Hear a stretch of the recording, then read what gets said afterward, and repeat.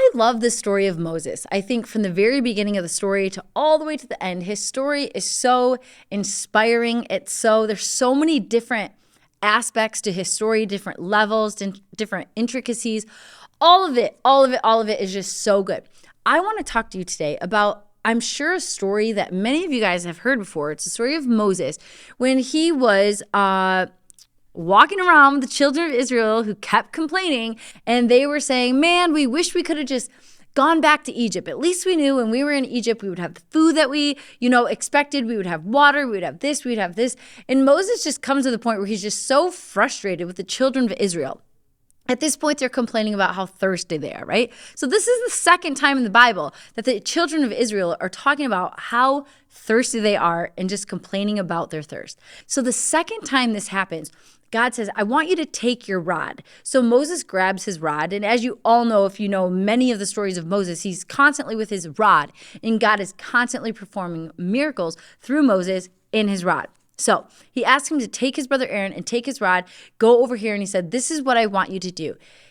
Even though we know the first time God's instructions were for Moses to strike the rock, God says, I want you to speak to the rock. And when you do this, water is going to flow out from this rock. So Moses and Aaron, they go and they gather the children of Israel together. And Moses says, listen, all you complainers, obviously paraphrasing here. He says, this is what I'm going to do. God told me, I'm going to give you water. Here's what's going to happen. He strikes the rock, even though that's not what God had asked him to do. And water flowed out of the rock, and the children of Israel had water, and their thirst was quenched. However, because Moses did this, God said, because you were disobedient to me, I'm not going to be able to let you go into the promised land because of this disobedience.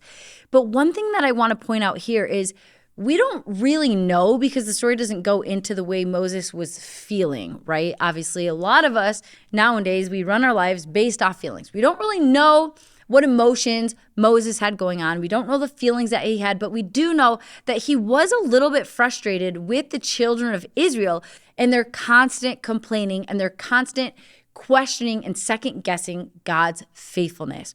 So at this point, I'm not sure what was going on with Moses, but we do know at the very beginning of the story, when God was calling Moses to bring the children of Israel out of Egypt, he not only says, who is it that I said sent me? And God says, I am, has sent you. But Moses said, how is it that you're going to use me? I can't speak. So we know from the very beginning of the story, Moses had an insecurity about his voice.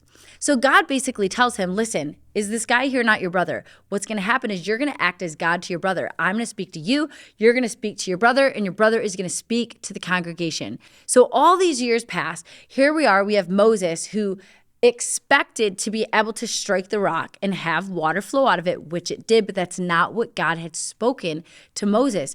God said, I want you to speak to the rock. So the very insecurity that Moses had for the beginning, now God wanted to use to perform the miracle. And like I said at the beginning, Moses had constantly used his rod as this vehicle or as this vessel for God to perform the miracles. When he turned the water into wine, when he parted the sea, when the rod became a snake, all of these things, Moses felt comfortable having this rod as the vehicle for God to perform the miracle.